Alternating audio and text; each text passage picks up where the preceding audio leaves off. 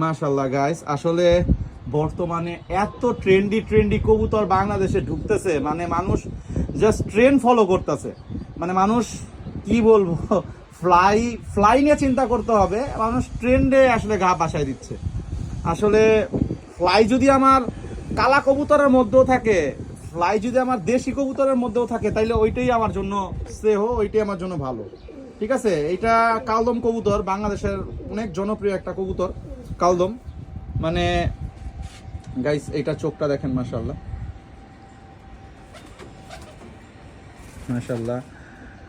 একটু মেকিং করা, মানে 2, 3, 5 পরেই কবুতর মানে 7, 8, 9, 10 ঘন্টা করে ফ্লাই করে অলরেডি। এই কবুতর, এই জেনারেশনের কবুতর আমার মানে অনেক ট্রাস্টের একটা কবুতর। মানে এগুলো বাসায়ও নামে ভালো এবং হারায় কম।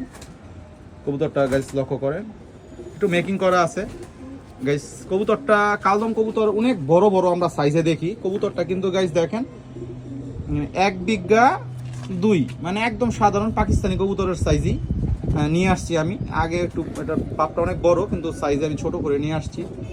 হ্যাঁ গাইস, কবুতরটার পাক দেখেন, মাশাআল্লাহ পাকটা মাশাআল্লাহ অনেক চমৎকার একটা পাক। এবং শেষের পরগুলি লক্ষ্য করেন গাইস, এত সুন্দর পরগুলি, মাশাআল্লাহ। বগল পর অনেক সুন্দর, মাশাআল্লাহ গাইস। কবুতরের ব্যালেন্স দেখেন, কালদম কবুতরের আসলে লেজ খোলা থাকে, কত রঙের থাকে লেজ দেখেন গাইস, এত সুন্দর ব্যালেন্স। হ্যাঁ মাশাআল্লাহ, পাঞ্জা দেখেন গাইস।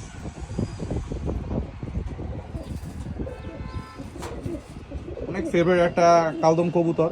আসলে আমাদের ট্রেন্ডে ঘা না ভাসায়া যে কবুতরগুলো উড়ে, মানে ওদের ব্লাড লাইনে ওরা আছে, এই কবুতরগুলো নিয়ে কাজ করি। এখন এটা সাদা হোক কালো হোক যেইটাই হোক, ওইটাই কাজে দিবে ইনশাল্লাহ।